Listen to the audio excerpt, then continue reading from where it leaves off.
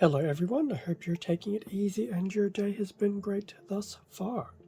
For this video, we'll be going through an unboxing of the Furai model Rodimus, and this is his IDW version, and this is part of the Transformers line, and this particular model was released by Flame Toys back in 2021. So this will be an interesting take in the sense that we'll be looking at a more of a comic stylization of Rodimus and not necessarily his on-screen incarnations, whether it be cartoons or movies. So I know bits and pieces of the IDW Rodimus, but that's about it.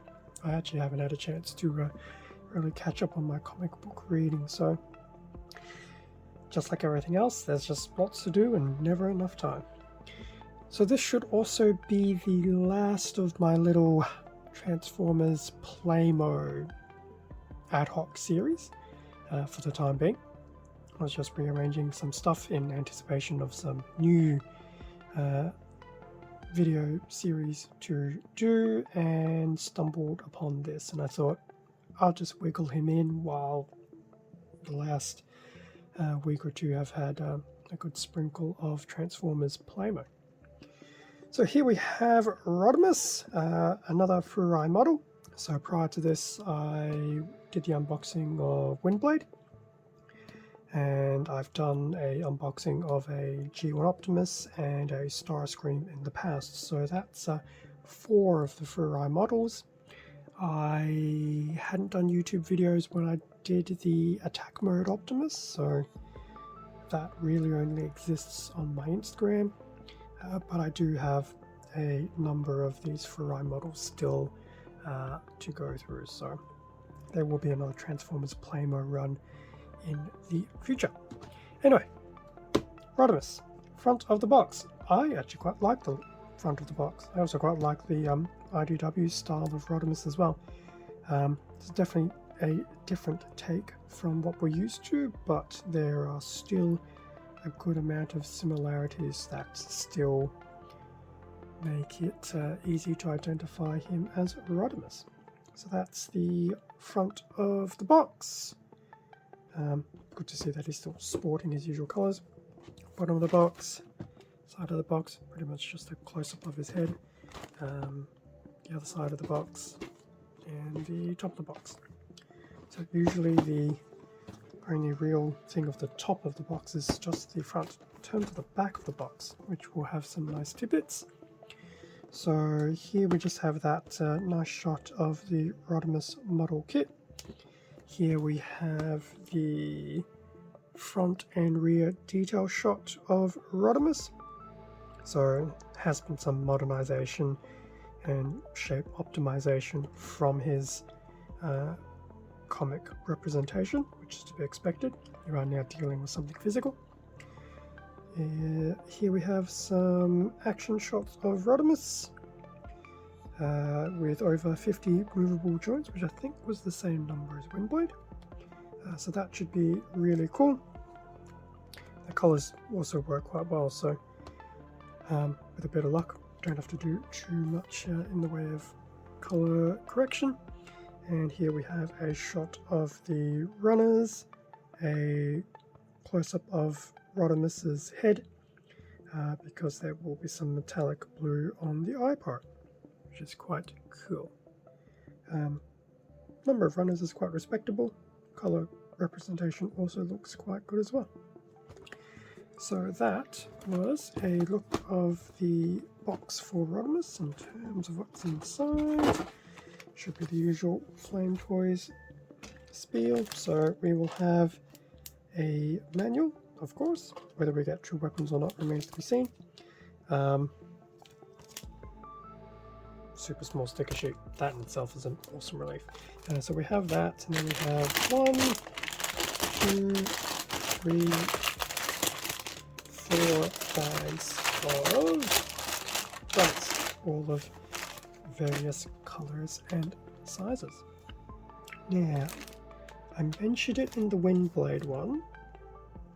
So I know the manual had this little whether it shows, I might have to put it on an angle, has that nice little seal on the plastic, so you don't actually have to cut it open, just open up the seal, slide everything out, seal it back.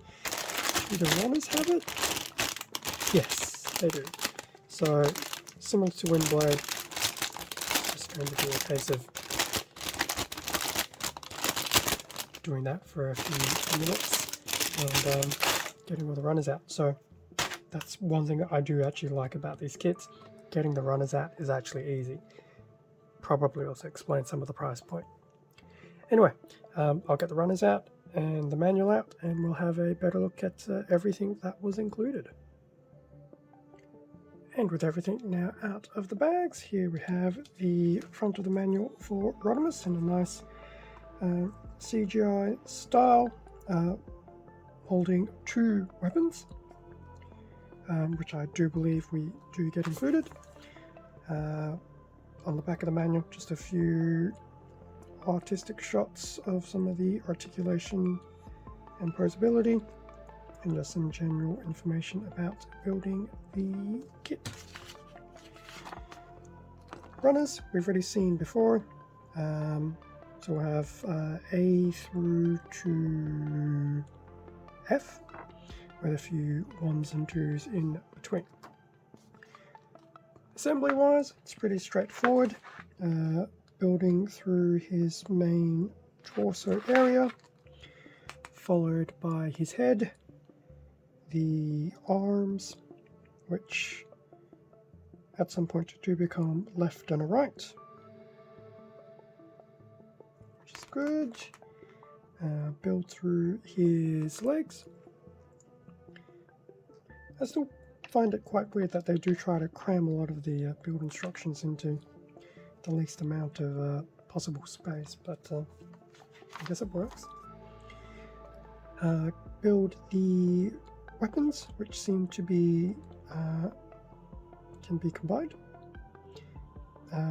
Do his iconic back wing, attach that all together, and then before you know it, you have a completed Rodimus. That actually does look really cool. I wonder if this means I now have to start trying to find a few Rodimus action figures to do comparisons against with.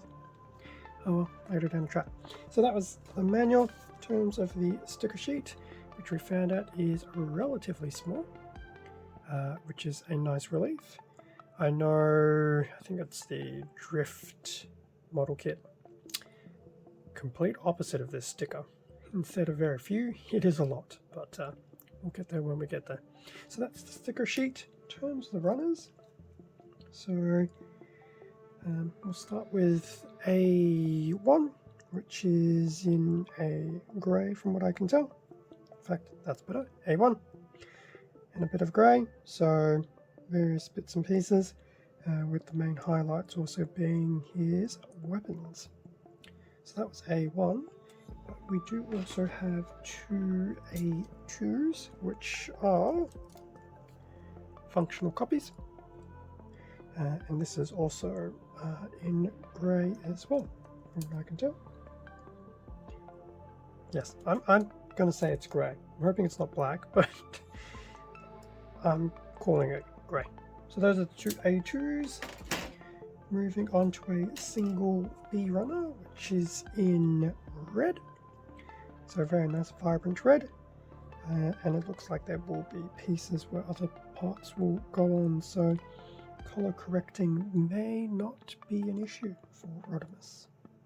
So that's the B runner. Yeah, I think we have 2 C sets, we do.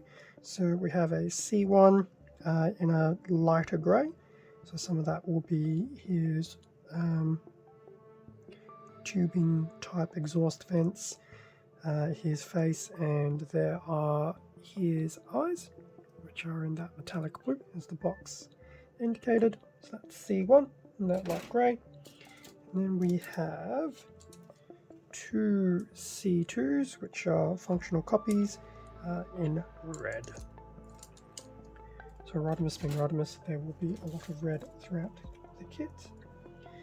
We have 2 sets of Ds, so this will start off D1 in yellow.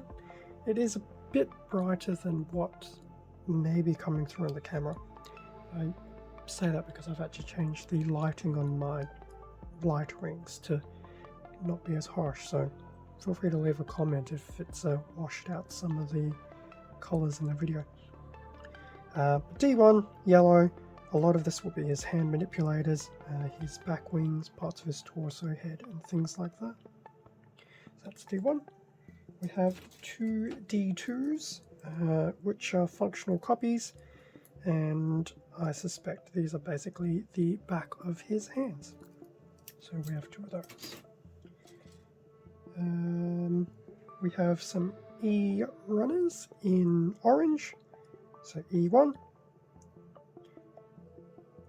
And then we also have E2, which might even be a slightly darker orange. So that's E1. I'll just get rid of E1. In fact, yeah, it actually does look like E1 is like a carrot orange, and then E2 is like a grapefruit orange. And yes, I have actually realized I've just used fruits and vegetables to describe colors. Different. E1, carrot orange. E2, grapefruit orange. And then we also have two F runners. So F1, this I do believe is actually in black, or supposed to be a black. So that's not E1, that's F1, sorry. Obviously struggling with the alphabet today. And then lastly we have F2, which is in a bit of a grey, but it's actually a bit of a softer materials, and based on what it looks like, this would be your equivalent to a polycap runner. Well, not your equivalent, probably is a polycap runner. So that's F2 in grey.